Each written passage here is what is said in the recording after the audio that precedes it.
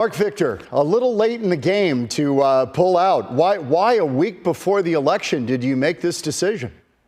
Well, actually, I put my offer out to both Blake Masters and Senator Mark Kelly a long time ago, really right after the debate, saying to them, look, I'm happy to sit down with either one under the same conditions. If somebody can convince me that it makes sense for the case of peace and freedom to be furthered, for me to step down and endorse them, happy to do it. It wasn't until yesterday that Blake Masters' campaign reached out to my campaign and said, okay, let's do it. So Mark Kelly never reached out, his camp never reached out to try to figure out if there was a solution for you to drop out or that they would make appeasements in their policy or whatever it might be?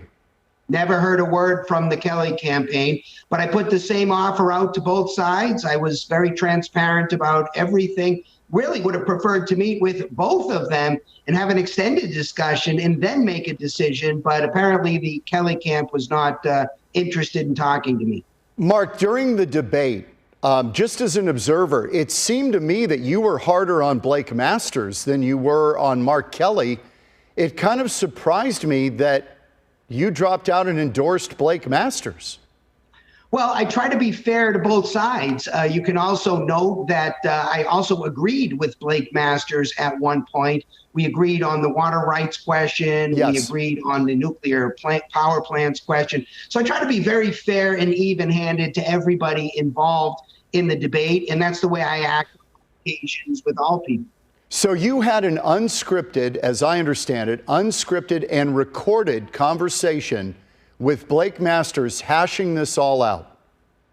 That's true. That was an absolute inflexible condition of mine if they wanted to have a conversation. In fact, people are free to review it for themselves. It's available. It's on the internet. I think it's probably all over the internet at this point, but anybody who wants to see it can see it at liveandletliverevolution.com. Okay, Mark, I have to ask you, it's the million-dollar question, no pun intended. You know the chatter out there. There are people who assume Peter Thiel may have lined your pocket to get you to drop out. Did you accept or get any money from the Masters folks to drop out? Not only did I not get any money, I didn't ask for any concessions of any kind whatsoever, nor did I get any concessions of any kind whatsoever. The only thing I wanted was a candidate who came on and did a public conversation with me and laid out a whole bunch of positions on a whole bunch of issues to make me feel like that person was going to try to move our state and our country in a more pro-freedom direction. So to be super clear, didn't receive one dime, nor would I have accepted one dime. What I'm in this for is freedom, peace, and civility. Please take it in the spirit it was intended. I have to ask you, because you know there's chatter out there. Yeah, no problem. Happy to answer any question. Okay, so the Live and Let Live global peace movement that you were looking for one candidate or the other to kind of align with. Can you give me a short synopsis of what that is? Yeah, happy to talk about that. In fact, again, people can find out all about it, liveandletlive.org.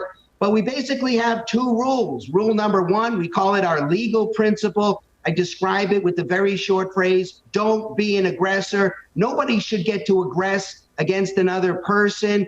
No person, no group, no corporation, not the government. And aggression, of course, means in a very simple way, laying hands on somebody, putting another person in danger, taking their things, not so confusing, the rules we learned in kindergarten.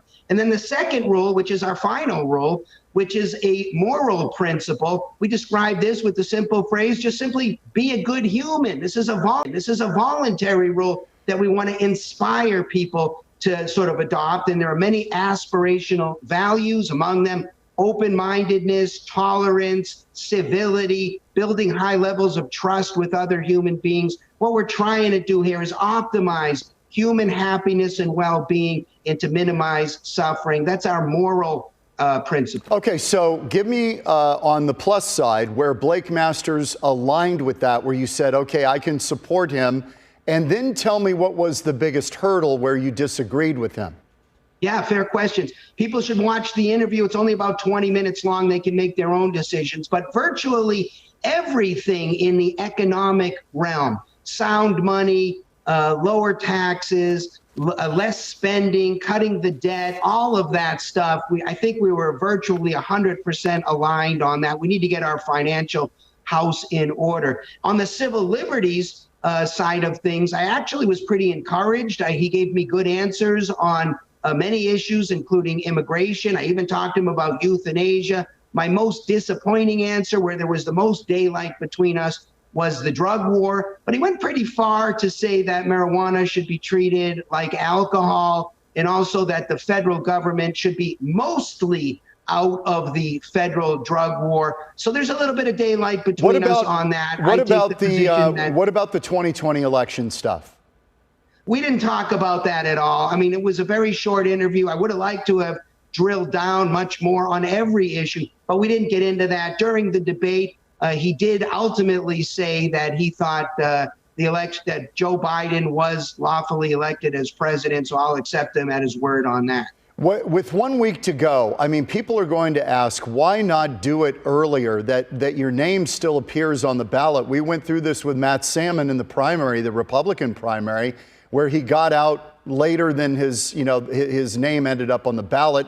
And some say that it may have cost Karen Taylor Robeson a lot of votes. But at any rate, did you want to do it earlier? Were you just waiting for the two camps to reach out to you? Yes, I would have loved to have done it sooner. That's why I put the invitation out there sooner. But having a public discussion, 100% transparent, no backroom deals, that was a non-negotiable thing for me. And so this way, everybody can see the conversation. In fact, Blake Masters says at the very beginning, these are the first words we exchanged since the debate. I didn't want to do anything behind closed doors. I wanted it to be 100% transparent. I wish they had reached out sooner. We would have had a discussion earlier, but they waited until now. You'll have to ask them why they waited so long. Okay, final question. You kind of played spoiler as well in the U.S. Senate race where Jeff Flake won. This was in 2012. Richard Carmona, the Democrat, lost by about, I think about 68,000 votes.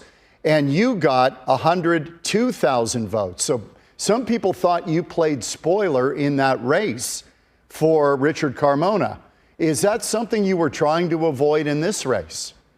No, it's not something I was trying to avoid. I'm looking at the big picture. I think we got serious issues that we're facing as a state, as a nation, as a world. I think we got very serious threats that are global, maybe existential threats. We need to deal with them, and I am willing to do whatever I can do without sacrificing my integrity in any way or ethics in any way to try to get us more in that direction. I'm very happy that now I have at least Blake Masters, who is aligning substantially with what the Live and Let Live global peace movement is promoting. He's saying, I'm going to be a Live and Let Live senator from Arizona. I'm very happy with that. That's why I'm urging people to vote for Blake Masters. Let's give this guy an opportunity and see what he can do in the U.S. Senate. Final question.